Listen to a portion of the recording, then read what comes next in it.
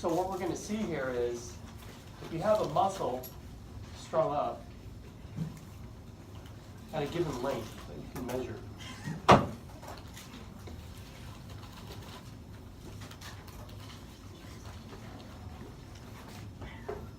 the question becomes, is there a relationship between the muscle length and the tension it can generate? And the answer is yes. Let's say you have some optimal length, okay? But that's great. What happens if you really stretch it out?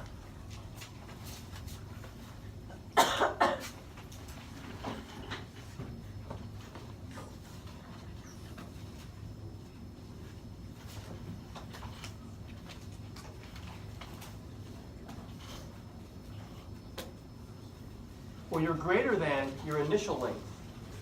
Yes, yeah, so basically, students get confused by the greater than, less than sign.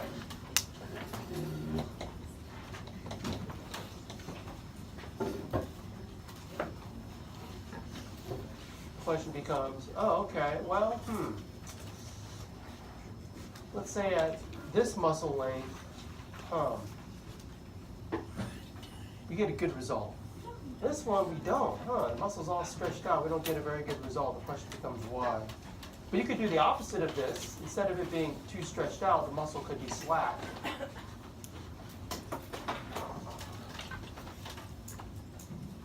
Like that. And if you measure this length from there to there, it's, compared to the first length, it's less than. So 3 muscle lengths, let's say, best, but then this one's not good, and basically this one's not good either. And the question becomes, as a student, what do you need to think about? So we're talking about the initial muscle length. What's the actin, myosin overlap there? That's the real question there. So if you could take a magnifying glass and a microscope and look at the sarcomeres at this length versus the other two, I have my A, B, C here. The question becomes, how much overlap is there? This A condition would be my first condition here. This is an optimal length.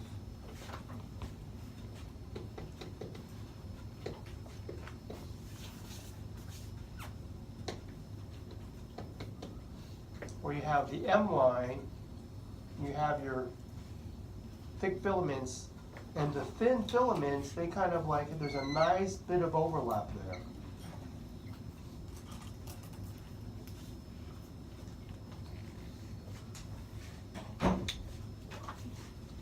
And so if you go from Z line to Z line, whatever that sarcomere length is, it's good. You got plenty of overlap, and there's plenty of room to slide. And this will generate the most force to this first condition. So based on A, B, and C there, which sarcomere length is this one? B. It's all stretched out. So you get your M line. I'll use the same color.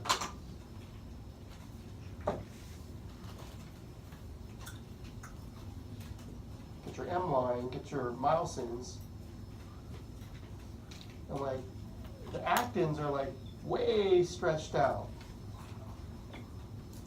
So that sarcomere length is really lengthened. Whereas before you had plenty of cross bridges that could form. There's plenty of overlap, right? You had plenty of cross bridges form. But for here, you barely have any cross bridges.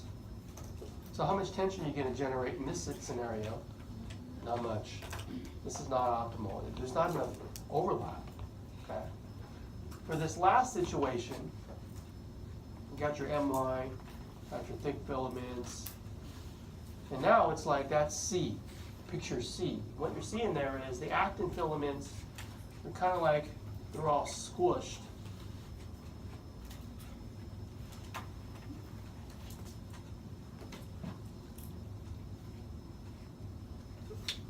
This sarcomere length would be too short.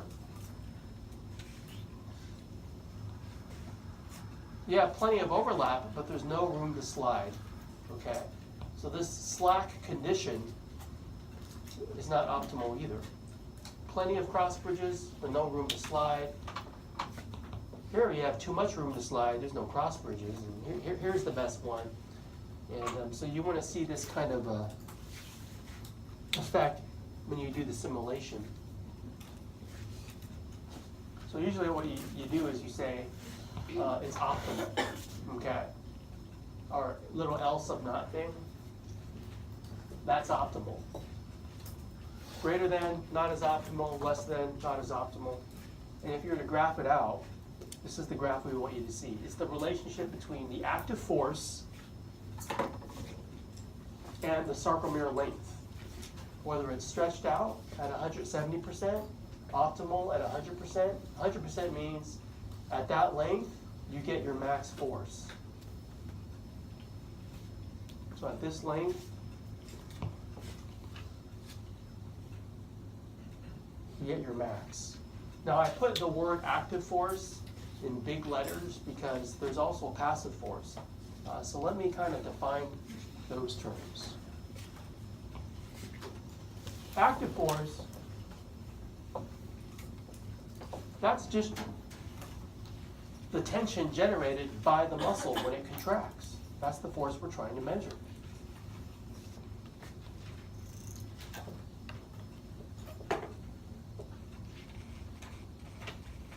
Tension generated by muscle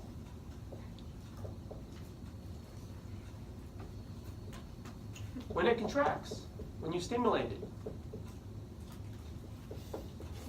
However, this scenario here, when you really stretch the muscle out on your setup, you're like ratchet, and you're stretching it out. You start to see passive force.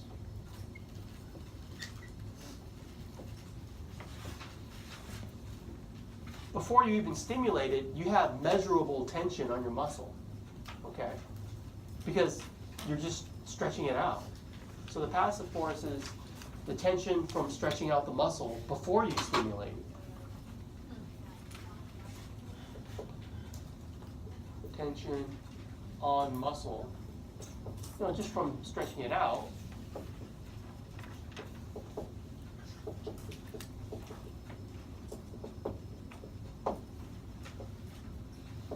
Before you stimulate.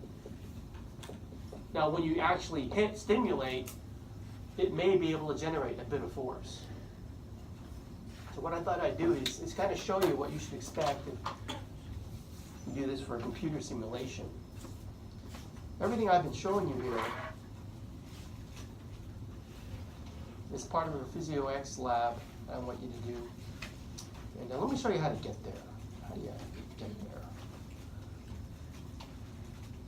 So you open My Lab and Mastery.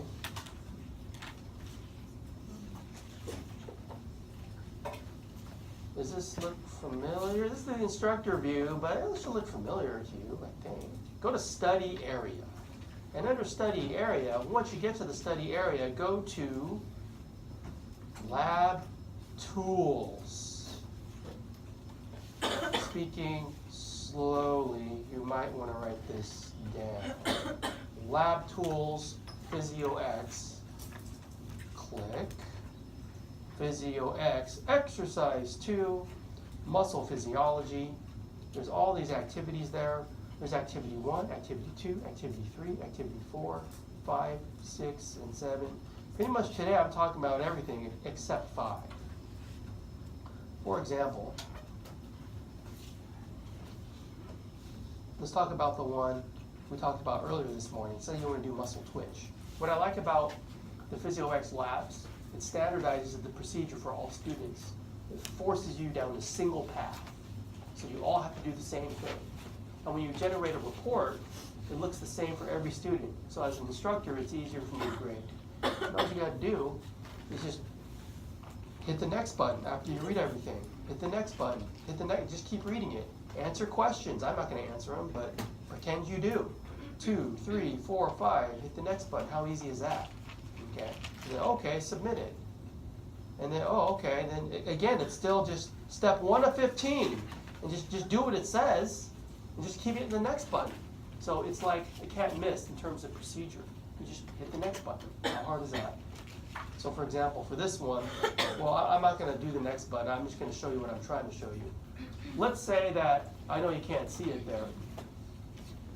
This is our optimal length. And they say, oh, it's 75 millimeters. That's a good length. Here's our electrodes. Here's our stimulator. And when you just zap the thing. I wish I could just kind of do this. It doesn't work. When I was at UCLA, they had that. They could do that. I never saw that again.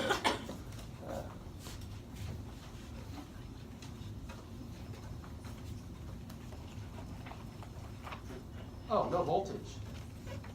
I'm going to go 8. I hit the zap, but I got a flat line. I said, oh, I made a mistake. I got to hit the 8.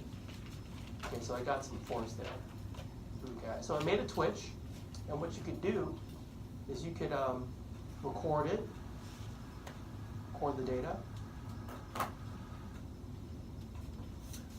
So this is my optimal length, okay, and I got a nice twitch. That says 1.81, that's not important. What's important is for this lesson, there's 0 passive force. It's stretched out, but not enough for it to be like, have any passive tension on it. Does that make sense? So all the force you generate is all active. So you have to add active plus passive for total force. So I'm going to erase this, give some room to draw here. So total force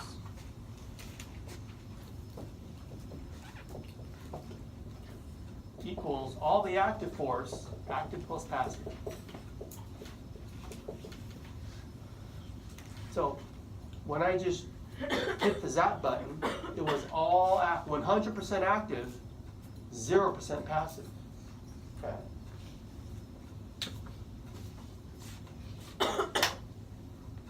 Now watch when I increase the length. See how the muscle is like increasing in length? And do you see how the red arrow is going up? I want to do it again. I want to go back to 75. And look at the red arrow right here. That's what you start at. So I'm going to really stretch the muscle out up to 100. I've really stretched it out, and my passive tension is all the way up to here. I haven't even hit the zap button yet, but I already have a lot of tension on the muscle. So this tension is being generated not by the muscle. It's just by the muscle being stretched out. And you can see it right here. It says 1.75. But it's nothing for active because I got to hit the zap button.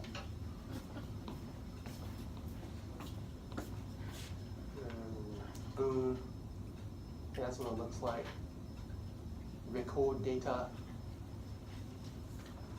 So when I did it that time, it's all this yellow line. See how like there's a little bit of force generated by the muscle when you record? It's like 0.11, 1.75.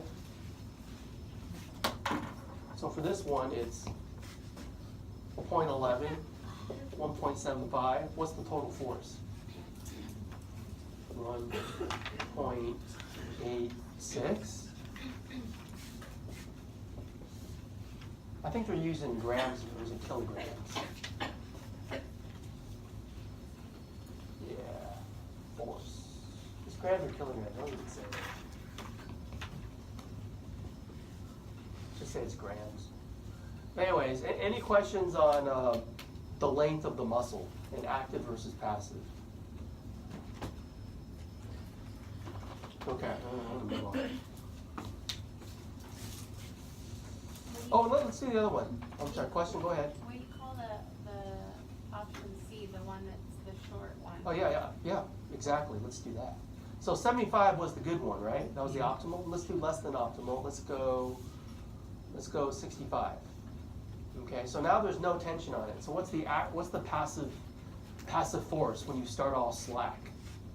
It's 0, right? So then let's see what it does. Okay. Record.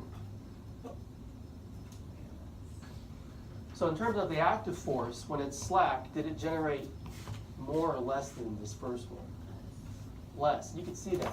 It was like, not as good. So it's not optimal. So it was like 1.54 active, whereas before it was like 181. So it went down. And that's the whole point. Don't stress about the numbers now. Just stress about it if you do this lab.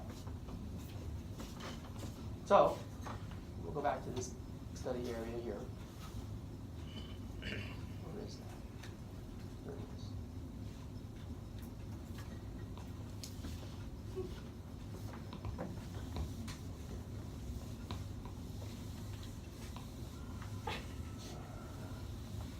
So you work with that, it's a lot easier. I don't have to sacrifice frogs. You don't have to dissect out the muscles. You just do the computer simulation. If you look on the schedule, that physiology lab is on the schedule for Monday.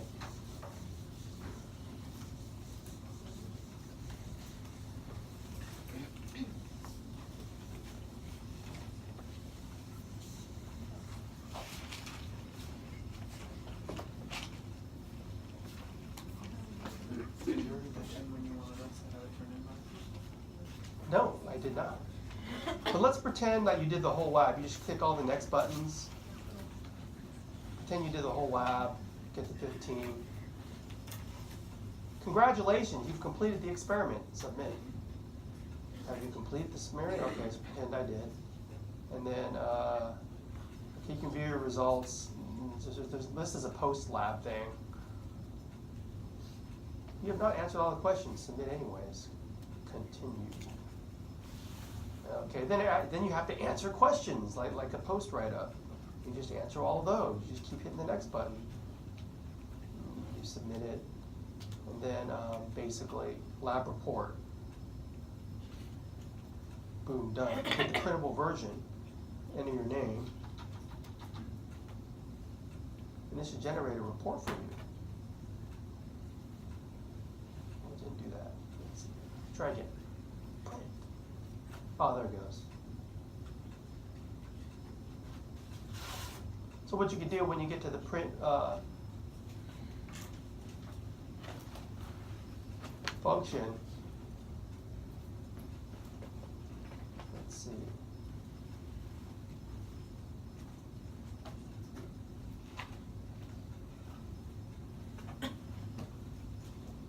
So after we're done, are we printing this and then bringing it to class? Yeah, I'm trying to, let me think about this. Usually what I prefer you do is to save it as a PDF and upload it to Canvas. So you don't even have to print it out because a lot of students don't have printer access. But that's the basic idea when you do one of these things. So you have activity 1, 2, 3, 4, 5, 7. I'll talk about all of these. This is under exercise 2.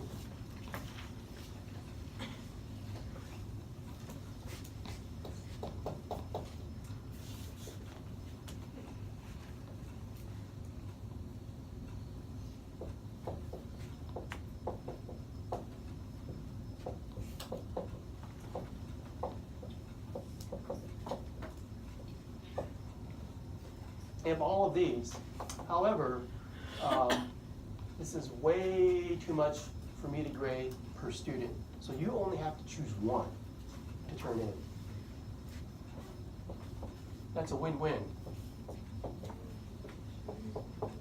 I suggest you do them all and just choose one to turn in for credit, right? Yeah. Because I'm covering all the material, but I just can't grade this many reports per student. It's just too much workload for me. Yeah, so choose one, and like I said, just go through the whole thing. And this is done by Monday? Yeah. Save as, a doc on your laptop or your computer. I'll make a folder for Canvas by Monday, the end of Monday. Okay. Because it's on the schedule for Monday, so I'll make it due by the end of Monday. But I wanted to get through teaching it today so I could assign it today. Since it's an online thing, we don't have to do it here. You can have the whole weekend to start on it if you wanted to. Figure out which one you want to do. So To get back to the slides, activity 7, I haven't, that's the last one I gotta explain, and I can finally stop talking, but I had some half sheet questions here that I thought we can answer for practice. Are we on number 4 for the half sheet? Yeah. We'll just start with number 4 on the half sheet.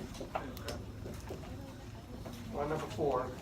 And look at this multiple choice question and read it and see if you can answer it. Make sure you understood what we just did.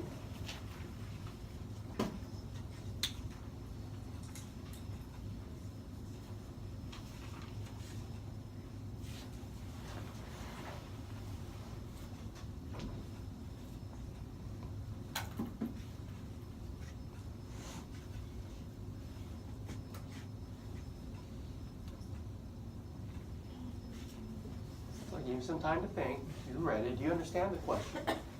75% of okay, it's 75%. It's not 100%. This is our best one. That's 100%. So it's this one.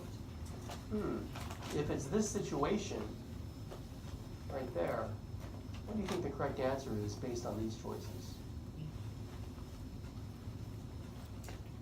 I'm going to give you this one. It's basically all active, no passive. Does that make sense? Yeah. You haven't stretched the muscle out at all. In fact, it's kind of squished. There's no passive tension on it. So when you stimulate the muscle, all the force you see is 100% active. Okay. Now we know that that's like not the best one. This little A here corresponds to this A up here. This is the best one up top, but it kind of drops off a little bit when you're at this one. All right, so boom, answer is A. Let me move on and see if we can do the other ones. It's the same concept here.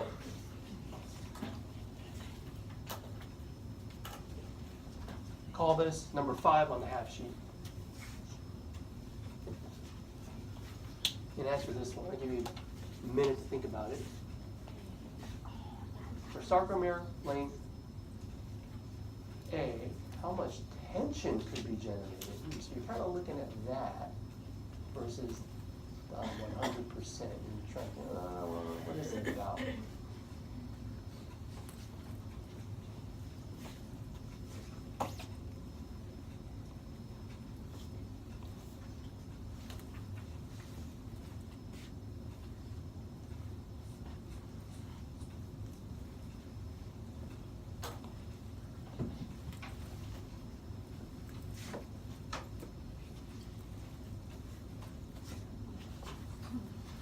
All right, what do you think?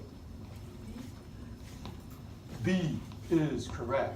If you just eyeball it, if that's 100%, and you're looking at A, well, how much tension it generated, it's about 80%. So I put the choices way far apart, just so it makes it obvious. It's not 100%, and it's not way down here at 20%. Okay. These same questions are on the exam, so write the right answer down, and if you're having trouble processing, go home and think about this. Give me another minute. Call this number 6 on the half sheet.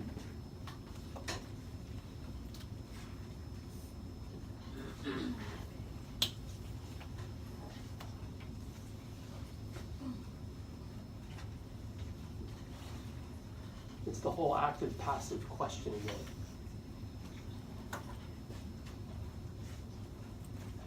We're talking about this one right there.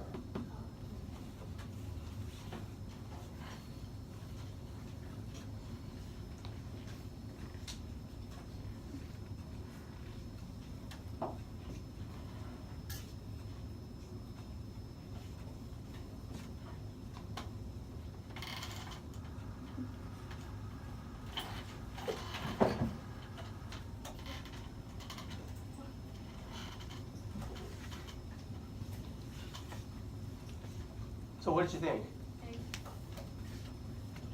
A is correct. It's all active.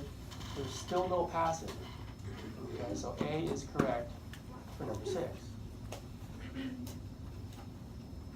Okay, now it's the stretched out one. For sarcomere length C, same question. The whole active, passive thing. take a minute to think about that. Make this number 7 on the half sheet.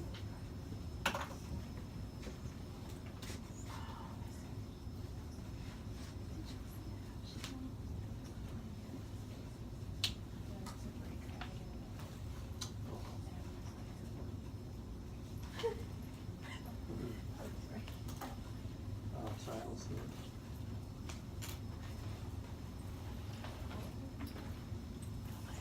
So the one that's like in that little ball, that's called the squished one?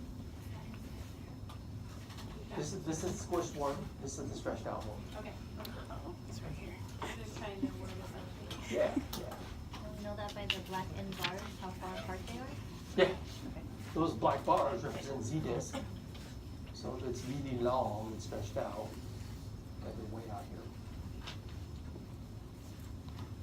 here. Okay, so for the stretched out one, what is it? C. Mostly passive, a little bit of active force.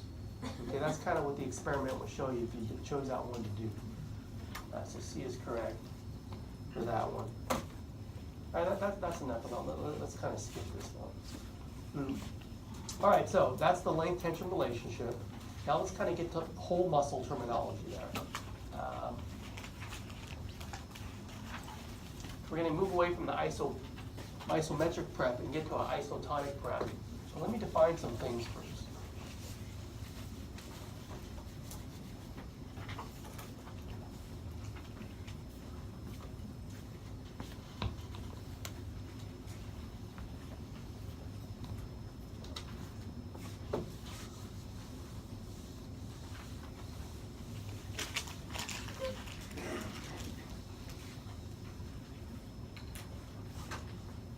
And let's talk about whole muscle contraction terminology, types of muscle contractions, how they differ.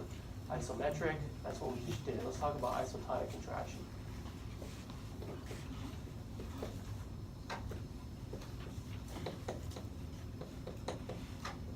Well, to back up, isometric, that means same length. When you stimulate the muscle to contract, it's at the same length. So that would be like if, so you have a hinge joint, get a more real world example of this.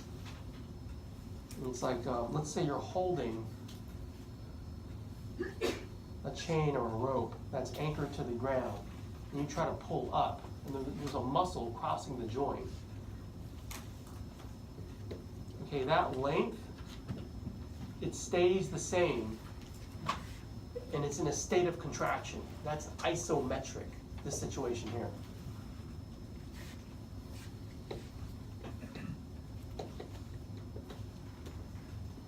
In isotonic,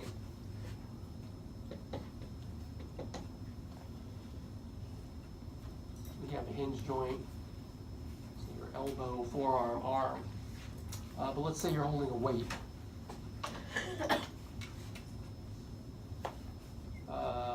10 pounds.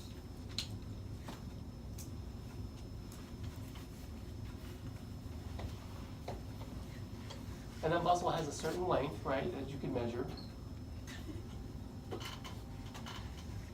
But let's say you kind of flex the joint and the muscle shortens.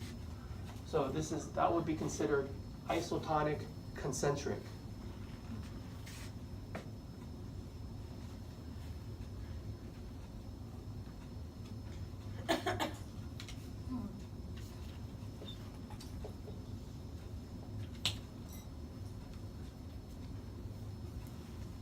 Okay, that length shortens, right? The muscle is flexed. So to go from frame A to frame B here, isotonic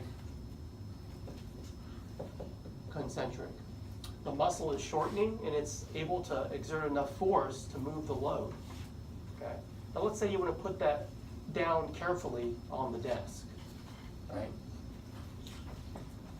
In a careful, controlled fashion.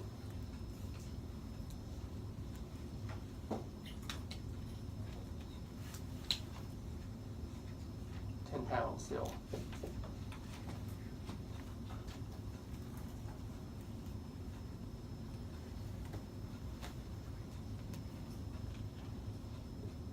now the muscle length has really increased.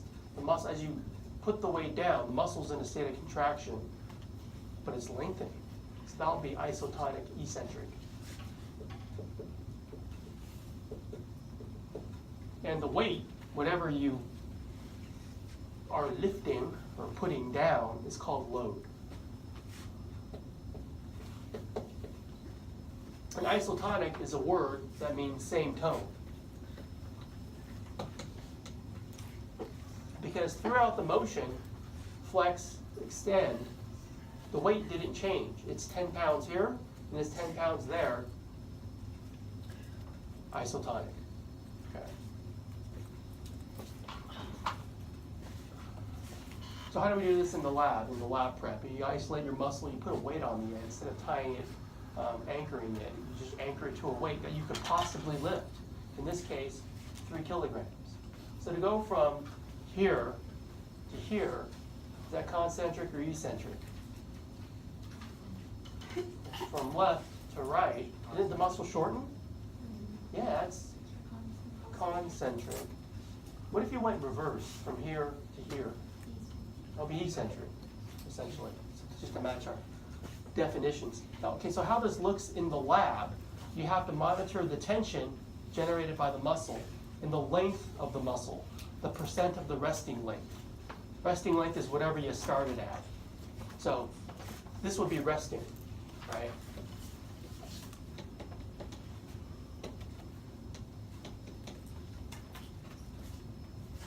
But you know, in our lab, it's gonna, that's our, whatever that is, you just hook it on there, that's the resting length.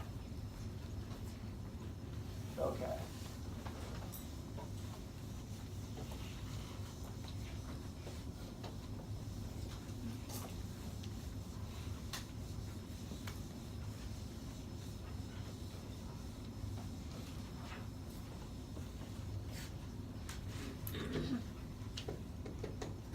So consider the tension curve and the muscle length curve.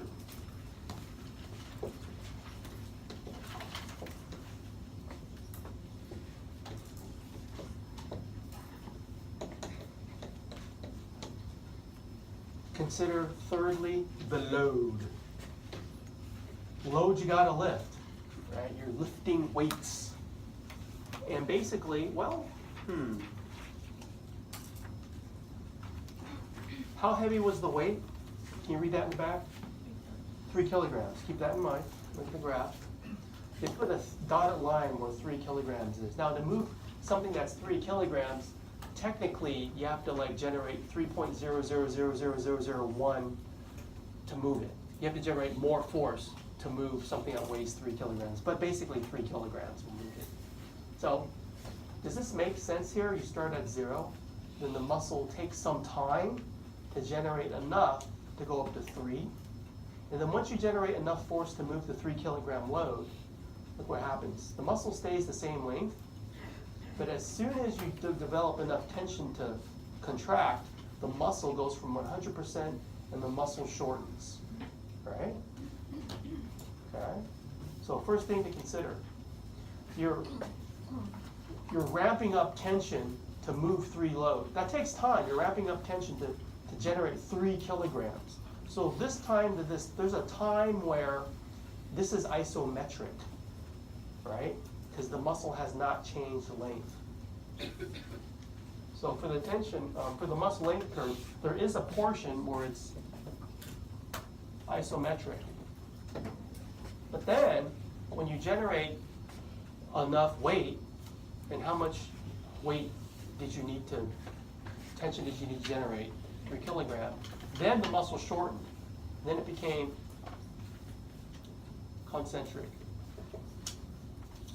Okay, where the muscle shortened. Now look what happens when the muscle relaxes. When the muscle relaxes, the tension that the muscle generates drops. So what happens to the muscle length when you're here? It goes from about, what, 75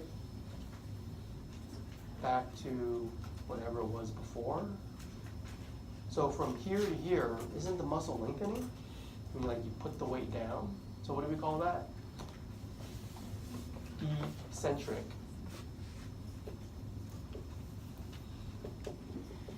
So how much does how much is the load here for eccentric? Well, isn't it still 3 kilograms? It didn't change, the weight didn't change. It's isotonic, okay? What's an example that would not be isotonic? Like what if you tried to like flex surgical tubing? A tube. Wouldn't that be variable resistance? Like at the beginning of the rep, isn't there less tension? But as you get to the top, it's like, isn't there more tension? So you can have variable resistance, but when it's just a 3 kilogram weight, it's isotonic because the resistance isn't changing. Maybe the tension you develop changes as you ramp up and as you let go. If you're a weightlifter, you kind of know this when you're trying to lift your max. So I'd say it's like 325. Doesn't it take more time to ramp up to 325? You can get it off the bar there, Yeah. right? It takes more time. So during the time you're ramping up to 325, it's isometric, right? Or you can have your spotter, give you a lift off to help you a little bit. Okay, well anyways, let's keep this in mind. The tension curve rises and falls, the muscle length curve, it changes. Let's see here. Okay, so the basic thing you gotta know, if the muscle tension is more than the weight, the resistance, the muscle will shorten. Okay, and if the muscle relaxes and tension becomes less, then the muscle lengthens. And I think that's pretty easy to understand there. And then they show you this picture.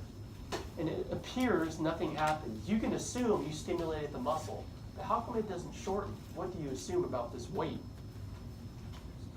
It's too heavy. So this is like isometric. It's like, try to lift it and you can't, 6 kilograms. So what that looks like in a graph is, the dotted line is, this is what you need to generate. But the muscle's not that strong. I mean, you don't know that.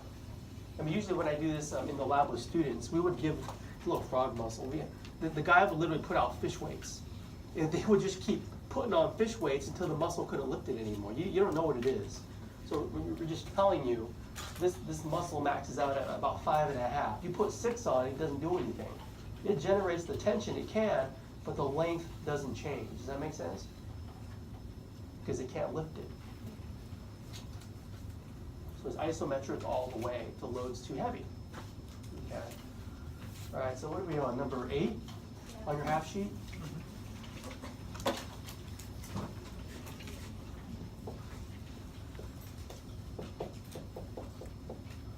Consider going from left to right. Which choice is correct in terms of terms? Oh, you lifted it. The muscle shortened. And what do we call that? Which put? B. B is correct. Let's move on. All right, same thing. Stimulate on the left and see what happened there. What is that? Make that number 9 on the half sheet. What are you going to put? You're going to put A, right?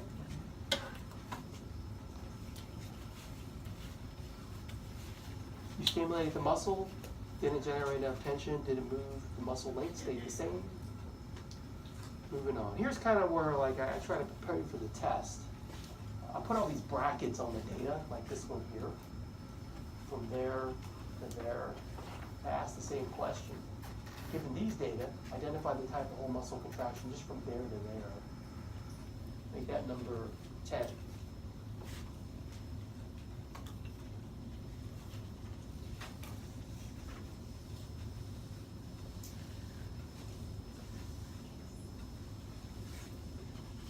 Which put? C is put C. It went from 100 to 70. It got shorter. Does that make sense? It got shorter. So it's B? So it's B.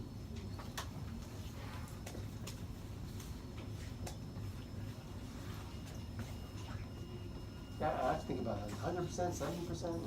The muscle got shorter.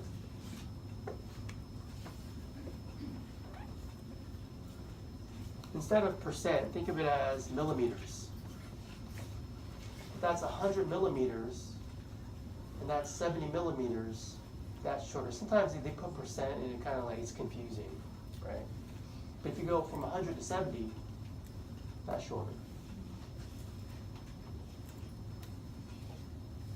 Okay, given these data, call this number 11. What's the correct choice there?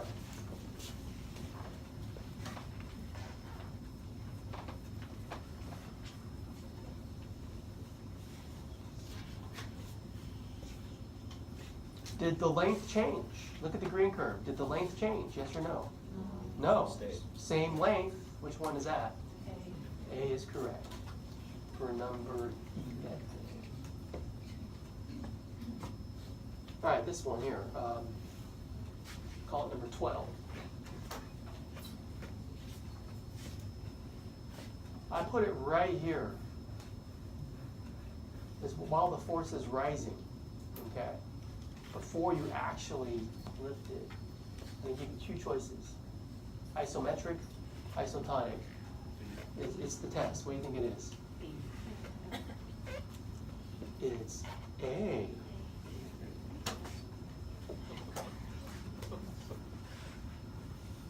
Look right here. From there to there, is the length changing? No. So it's isometric. You're not moving the length, okay? So we focus on the brackets then, that's what you're saying? Yeah. Consider the bracket. This is what I do on the test. This is what I kind of do in class and rehearse you, right? So it's like, oh, look where I put the bracket now. I put it from here to here. It's like this flat part, right? But then what's happening to this right there? Okay, so, you know, what are you going to put? A, B, and C. We're on number 13. Okay. I think I asked you this before. What did you put? It's isotonic concentric. That's choice B. So write the answers down and quiz yourself if you're missing these. Okay, now look where I put the bracket. I put it right here. By design, I wanted to make the bracket fit from there to up there, right there. It's one, the flat part, it starts to fall. Okay, so it's this part right there. It would be essentially, you're almost like putting this down. So which one do you think it is? Eccentric, choice C. So we're on number 14. Call that choice C. Okay. So those are data to consider, what that looks like in the Physio X real quick just to show you. It's activity 7, isotonic contractions.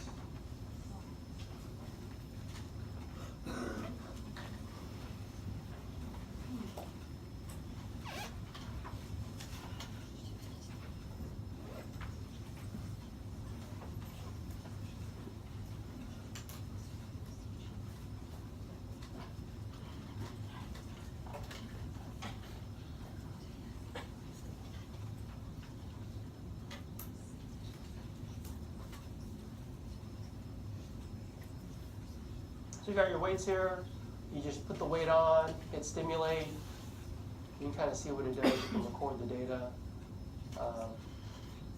Let's skip to the heaviest weight, 2 kilograms, see what it does. Does nothing, can't lift it, it's too heavy. So you kind of get the idea there. You can do that whole experiment, see what kind of data you get. All right, so the influence of load in training on isotonic contractions. There's a well-trained individual, and let's kind of like look at some data. If you have a light load versus a heavy load, versus heavy load trained versus untrained, okay? The effect of training. Well, we know it's good. Muscle will hypertrophy as he increases in strength, and here's some data that looks like it. So what you see here, you have time versus distance shortened, okay? So what you learn from this, for light loads,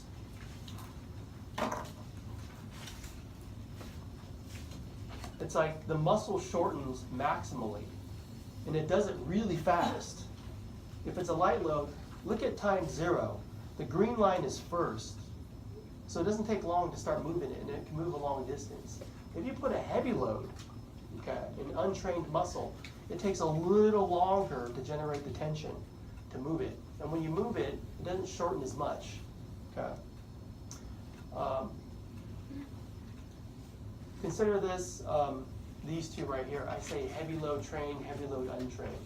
Let's say, for example, you're untrained at this load, whatever it is. It takes you longer to generate that tension to move the load, and the muscle barely moves, okay? But if you train, this is what it looks like. The heavy load, it looks like it became lighter because you could move it sooner and the muscle contracted more. So the effect of training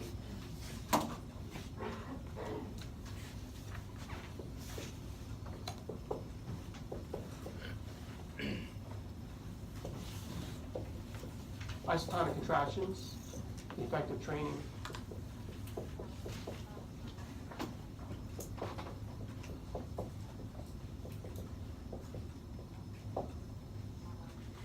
It makes the muscle appear that heavy loads are lighter.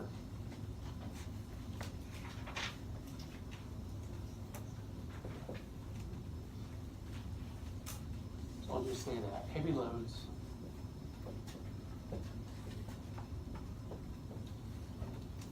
appear lighter because the muscle contracts faster at a longer distance compared to before.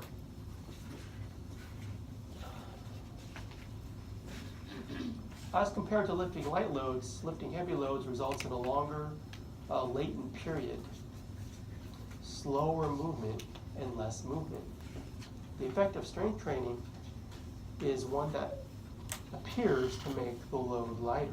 Okay, there's less of that latent period. You can move the weight sooner. Another way to graph it is if you put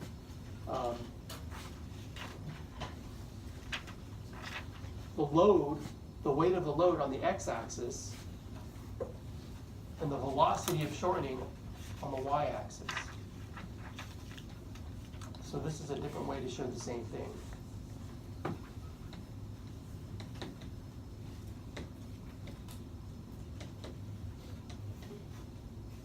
Velocity is speed, like miles per hour. Now you're kind of assessing like how fast it contracts. Light loads, you can really just, the muscle contracts very fast. So for example, if it's a light load, you're way up here. And what you see is this curve down as the load gets heavier. Because heavier loads, it's slower to move, right? You can experience that every day if you like move things around. A light box, you can move it faster, your muscles contract faster. Heavy boxes, much more slowly. However, again, if you train, I'm going to put my red line in here, the whole curve shifts to the right with training.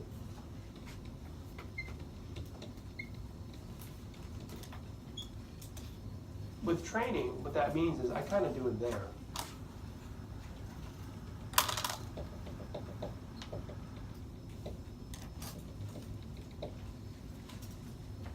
With training, the velocity gets faster at any given load. Call it load X.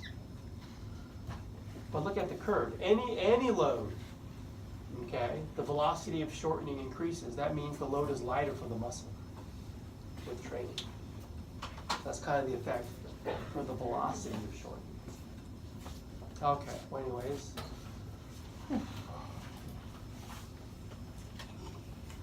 Any questions on the Physio X that I assigned today? I know I just wrote it on the board briefly. But when's it due? Monday. Yeah, so you want to save it to your desktop so you can upload it to Canvas. And if you get a hard copy printout, well that's fine, but somehow get that in a doc form that you can upload to Canvas so we can kind of I can grade it that way through Canvas. What I'm going to do now is give you some time to review for the lab quiz, and you have to turn in your bone and muscle fiber lab.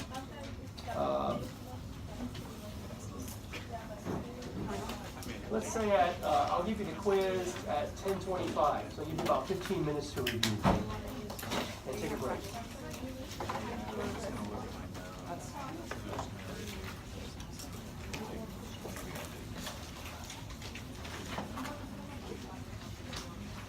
Can I ask you a question?